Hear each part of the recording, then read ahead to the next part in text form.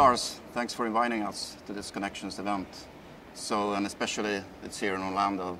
The weather in Sweden was kind of different, so we left when it was snowing, so I kind of like it here. So what's going to happen this week? What are your expectations? Well, thanks first of all for attending. I do appreciate the warm weather too. And what's going to happen here is this is the annual event where we really present what we have on our agenda, bring it into the broader partner community and also into our customer community. So I hope you leave energized, educated, and intrigued about the year ahead. One thing that's new since last year is that you've been off NASDAQ. Yeah. So what has that meant for you? Is that the same or any change? Well, I think the number one change of being private versus being public is that we can spend all of our time and effort on running a business rather than manage expectations in the market. And that means that, and it will bleed into this as well, and you will see it here, we can now talk about a long-term agenda and show that long-term agenda rather than focus on the next 90 days. Other than that, from a business perspective, I think we've found a great partner in Thoma Bravo. We're totally aligned on strategy. We want to see the same outcome, be the market leader once and for all in this market.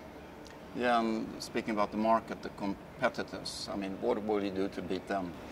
I think it's up to all of us to beat them, and I think the technology is the foundation for that. But if you look at the low-end simple use cases, which I would label visualizations, that will be commoditized if it isn't already by somebody like Microsoft. It's good enough for the simple use cases of dashboards. And that's why we built the platform. That's why we built an open platform. And that's why we want to take this to more business value and more advanced and complex use cases, which I think a lot of customers eventually are going to need. What about extending the product with extensions? Is that something you will push more? Or? Absolutely. I think what partners like yourself and others have done on top of the platform to monetize the opportunity to build extensions and mashups and add-ons is something we want to encourage. As long as we sell the platform, we are happy to be a very open platform. I know you've been working a lot with CSR projects, and we've had a cooperation in southern Sweden regarding cancer patients, helping them keeping track of their journeys, their history when they get older, so they get the right treatment or even proactive care. What do you see is out there to improve our lives with data? I think there's an enormous opportunity. You will hear this week from United Nations, which is a big partner of ours, and the initiatives we're doing there. Another big initiative that I want to really highlight is called C40.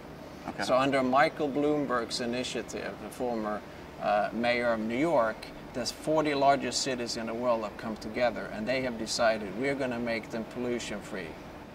And finally, any sneak peek of the week, something you want to disclose already right now?